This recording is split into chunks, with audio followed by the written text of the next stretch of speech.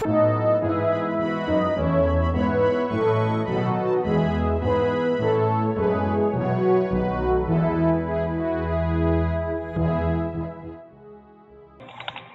vous salue tous dans le nom de notre Seigneur Jésus-Christ et je suis heureux d'avoir à nouveau le privilège de m'adresser à vous et de partager en réalité quelques réflexions issues et de mes lectures de la parole de Dieu. Aujourd'hui, j'ai choisi de méditer avec vous sur un point très important puisqu'il s'agit du choix. Vous savez, dans la vie, on est confronté au choix. On ne choisit pas ses parents lorsqu'on est. On ne choisit pas le pays dans lequel on est. On ne choisit pas non plus les parents qu'on a. On ne choisit pas là où l'on vit. Mais dans toutes les étapes de la vie, l'homme est confronté au choix. Et il faut savoir que chaque être humain qui, à un moment de sa vie, doit faire un choix, doit savoir que tout choix doit être assumé. À l'adolescence, on choisit sa carrière. Et quelquefois, même lorsqu'on choisit l'orientation de sa carrière, on ne trouve pas toujours satisfaction et on est obligé de choisir une autre voie. Plus tard dans la vie, on choisit de partager son existence avec quelqu'un d'autre, un homme ou une femme. Et ce choix, qui est un choix extrêmement important, doit se faire dans des conditions fixées par le Seigneur, puisque lorsqu'on est chrétien, ce choix doit se faire sous l'inspiration du Seigneur Jésus et conduit par son esprit. Il y a un moment où on choisit de croire ou de ne pas croire. Il y a aussi un moment où on choisit de croire en quelque chose, ce qui nous amène à choisir un groupe avec lequel nous partageons nos idées, nos pensées et aussi nos choix.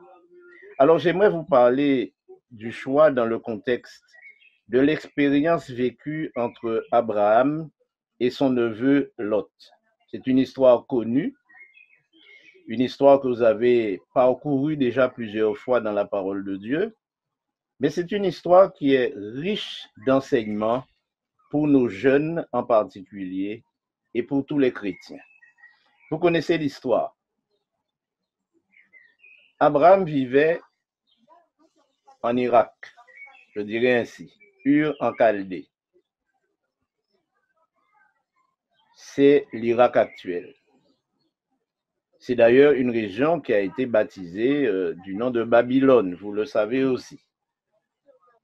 Il vivait là avec son père Térak. Térak était un prêtre. Abraham, lui, croyait en l'Éternel. Et s'il y a quelque chose qu'Abraham a fait dans son existence, c'est de choisir de suivre Dieu. Et Dieu aussi va le choisir lui-même. Si vous lisez son histoire, elle est parcourue et parsemée de moments où Dieu choisit Abraham pour des missions, pour des actions très précises, jusqu'au jour où Dieu lui dit, je t'ai choisi pour que tu deviennes le père de nombreuses nations. Et souvent, nous oublions que Abraham est le père des trois religions, des trois grandes religions qui existent, parce qu'elles se réfèrent à lui. Le christianisme, le judaïsme et aussi l'islam se réfèrent au même Abraham. Et ceci est d'autant plus logique qu'Abraham a donné naissance à des enfants qui sont considérés comme les têtes de pont de ces grandes religions. Alors, Abraham quitte son pays, non pas parce qu'il a choisi de partir, mais parce que Dieu lui demande de partir. Dieu ne lui donne aucune raison. Il lui dit, va-t'en de ton pays, de ta patrie, et de la maison de ton père dans le pays que je te montrerai. Et sans discuter, sans poser de questions, docilement, Abraham s'en va. Il part et il se rend en un lieu précis qui, dans notre histoire, a de l'importance et dans notre méditation aussi. Le Seigneur lui dit, je ferai de toi une grande nation. Je lis en Genèse 12, verset 2. Et je te bénirai. Je rendrai ton nom grand et tu seras une source de bénédiction. Je bénirai ceux qui te béniront et je maudirai ceux qui te maudiront. Et toutes les familles de la terre seront bénies en toi. Alléluia. Abraham partit, nous dit le texte, verset 4, comme l'Éternel le lui avait dit, et Lot partit avec lui. Abraham était âgé de 75 ans lorsqu'il sortit de Charan. Ici, nous avons le récit de cette expérience insolite que fait Abraham. Et au verset 5, il prit sa femme, Saraï, il prit Lot, son neveu, et ils partirent pour s'installer au pays de Canaan. Quand Abraham arrive dans cette contrée, la Bible nous dit qu'il choisit d'aller vers les montagnes.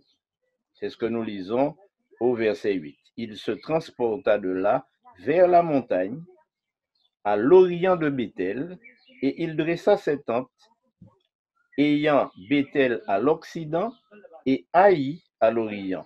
Il bâtit encore là un autel. Et à chaque étape de sa vie, son choix est de bâtir un autel.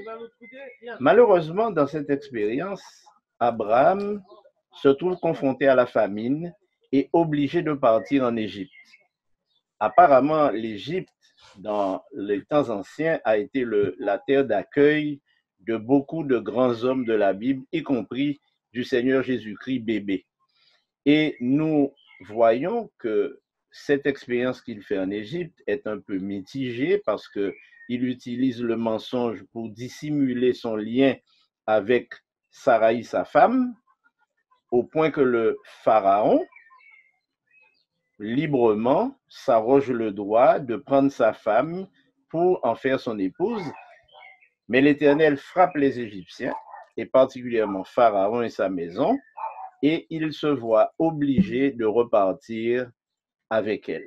Et lorsqu'il repart, il retourne de là où il était. Il va directement dans le pays de Canaan et précisément là où il était. Mais il se produit quelque chose. La contrée devient insuffisante pour Lot et Abraham qui avaient tous les deux des troupeaux immenses et une querelle se développe entre les bergers de Lot et ceux d'Abraham. Et finalement, dans sa sagesse, dans sa grande sagesse, le patriarche appelle son neveu et il lui dit, il n'est pas question qu'il y ait une querelle entre nous. Il n'est pas question qu'il y ait de dispute entre nous. Et je profite de l'occasion pour dire que dans la famille, s'il y a des disputes, elles doivent se régler rapidement. Et elles doivent toujours se régler dans des conditions qui permettent à la vie de se dérouler normalement. Alors, Abraham dit à son neveu, voilà ce que nous allons faire. Il vaut mieux que nous nous séparions. Il vaut mieux que tu vives de ton côté et moi du mien. Mais je ne choisirai pas l'endroit. Je te laisse le choix. Tu es plus jeune que moi, je te laisse le choix. Vous savez, frères et sœurs et amis, souvent la vie commune est difficile, surtout lorsque dans une maison, il y a le père, la mère, les enfants, le grand-père, la grand-mère, et quelquefois les cousins, les cousines. Ça devient compliqué. Il y a toujours des querelles, des disputes, des soupçons. Et il faut bien qu'un jour, les choses se passent différemment.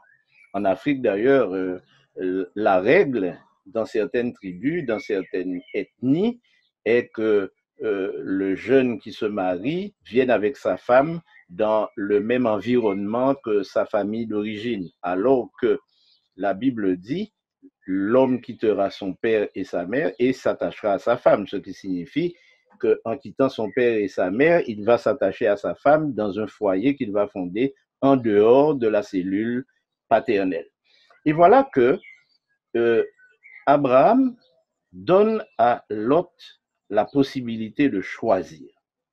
Et la Bible nous dit que le pays était immense, il était vaste. Mais Lot choisit pour lui toute la plaine du Jourdain et il s'avança vers l'Orient parce que c'était une région fertile. J'imagine qu'en tant que jeune, Lot a dû se dire, mon oncle est âgé, il est déjà fatigué, il vaut mieux qu'il se contente d'une petite région, mais moi, je vais vers l'avenir. Et il se déplace de là vers une contrée qui va jouer un rôle extraordinaire dans sa vie. Il s'en alla vers Sodome. La Bible nous dit au verset 13 que les gens de Sodome étaient méchants et de grands pécheurs contre l'Éternel. Le choix de Lot a été d'aller vivre avec des personnes méchantes plutôt que de vivre et de continuer de vivre avec son oncle. D'ailleurs, ils auraient pu partager cette grande plaine fertile. Mais le choix qu'il fait est un choix égoïste, un choix bien calculé, et il préfère, comme certains jeunes de notre Église qui souvent disent « je préfère la fréquentation des jeunes qui ne sont pas adventistes, parce qu'au moins, ils ne sont pas hypocrites. » Certains disent « je préfère épouser quelqu'un qui n'est pas de ma foi, parce qu'au moins il m'aime et ne me maltraite pas et me laisse libre. Je préfère vivre dans des conditions que je peux contrôler, plutôt que d'accepter la rigueur et la discipline que m'impose une autre situation. » Maintenant, mes amis, le choix de Lot n'est pas un choix anodin, parce que ce choix va lui coûter de perdre sa femme, d'être agressé par les gens de Sodome, et ce choix va lui coûter presque la vie. Et c'est là où j'aimerais conclure cette méditation. Parce que dans cette histoire, nous avons un récit intéressant d'une négociation entre Abraham et la visite qu'il reçoit de l'Éternel. Au chapitre 18, il est dit, l'Éternel lui apparut parmi les chênes de Mamré, comme il était assis à l'entrée de sa tente pendant la chaleur du jour. Quand vous lisez cette histoire, il y a de quoi se poser des questions. L'Éternel apparaît à Abraham, mais en réalité, Abraham a 3 personnes devant lui. Aujourd'hui, nous connaissons l'identité d'au moins une de ces personnes. Et nous savons que le Seigneur est venu lui-même visiter Abraham pour lui enseigner une leçon qui doit nous servir aussi à nous-mêmes. Les ayant reçus correctement, il y a une petite phrase qui est importante et qui montre quelle était la nature de l'intimité d'Abraham avec Dieu. Au verset 17 du chapitre 18, l'Éternel dit, « Cacherai-je à Abraham ce que je vais faire ?» Le Seigneur s'est senti obligé de partager avec Abraham son projet de détruire Sodome. Et je suppose que Dieu a tenu compte du fait qu'à Sodome, il y avait Lot. Et il n'a pas décidé de détruire Sodome, de courir le risque de détruire une partie de la famille d'Abraham sans l'en informer. Et c'est pourquoi le Seigneur se dit, cacherai-je à Abraham ce que je vais faire? Et lorsque Abraham découvre le projet de Dieu, alors il entre en procès avec Dieu. C'est ainsi que le Seigneur, au verset 20, dit, le cri contre Sodome et Gomorrhe s'est accru. Et leur péché est énorme. C'est pourquoi je vais descendre et je verrai. S'ils ont agi entièrement selon le bruit venu jusqu'à moi, et si cela n'est pas, je le saurai. Et ils partirent. Mais Abraham se tint encore en présence de l'Éternel. Et il s'approcha. Et cette conversation que nous connaissons tous, que je ne vais pas mentionner en détail, nous enseigne beaucoup concernant notre véritable rôle en tant que chrétien dans cette société dépravée. Abraham pose à Dieu un dilemme. S'il y a 50 justes, est-ce que tu vas détruire? Au fond, on serait en droit de se demander, mais pourquoi cette question? S'il y a 50 justes, qu'est-ce que cela peut faire? Dieu a décidé de détruire une ville, qu'il y ait 10, 15, 20 ou 30 justes. Mais Dieu lui répond, s'il y en a 50, je ne détruirai pas. Vous imaginez, mes amis, qu'est-ce que cela signifie? S'il y a 50 justes parmi des méchants, Dieu n'accomplit pas la sentence à cause des justes. Et Abraham va en décroissant 45, 30, 20, et finalement, il arrive à 10. Et il pose la question, mais s'il y a 10 justes, est-ce que tu vas quand même détruire? Et le Seigneur lui dit non. S'il y a 10 justes, j'épargnerai la ville.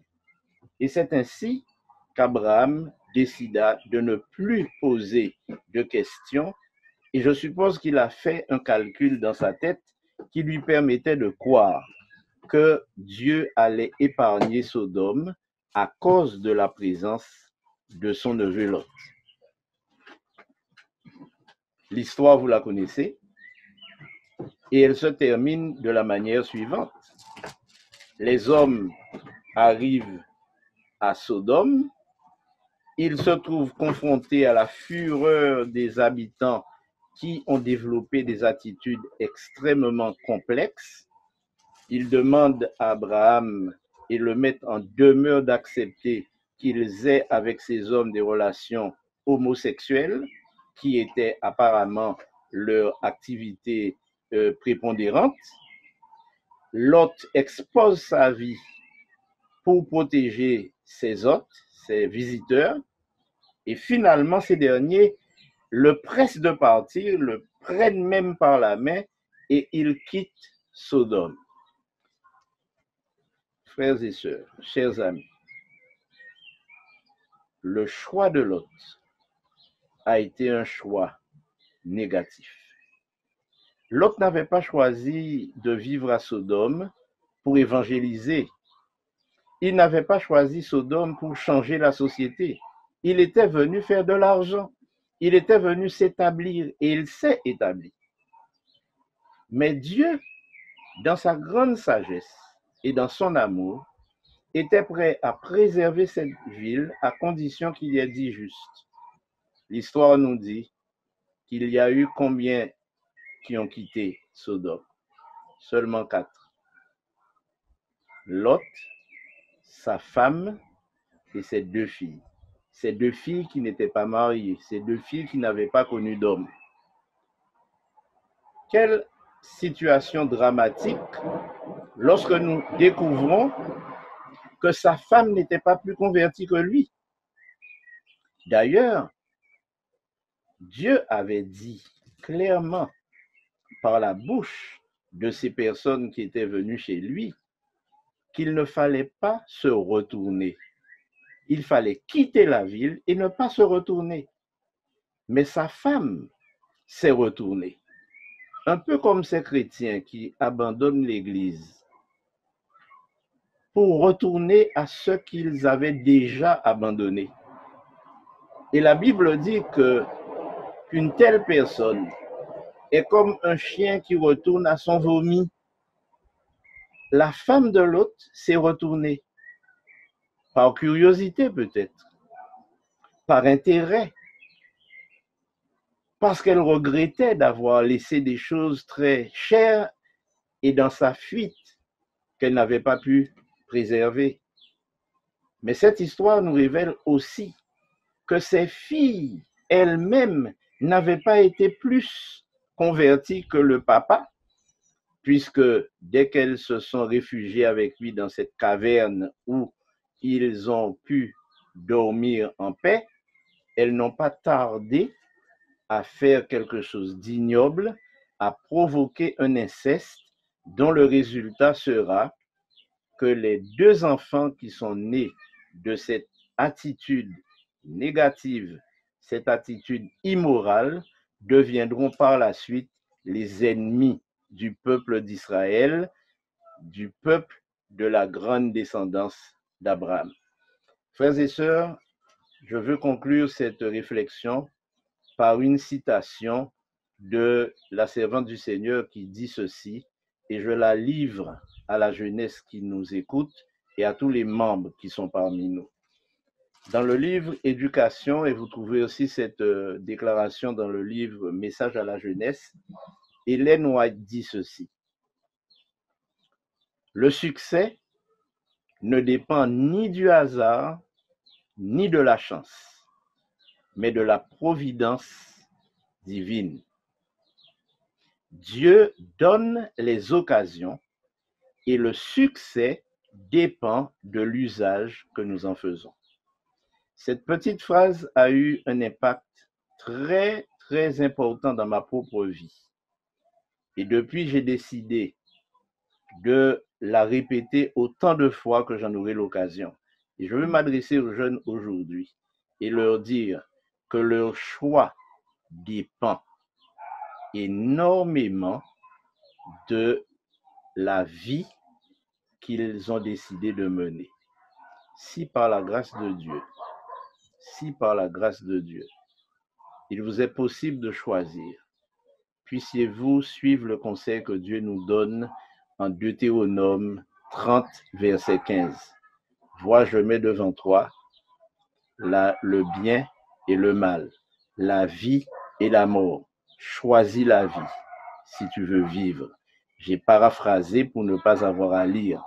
Donc, n'oublions pas que notre vie dépend des choix que nous faisons. Mais chaque fois que nous faisons un choix, nous devons en assumer les conséquences.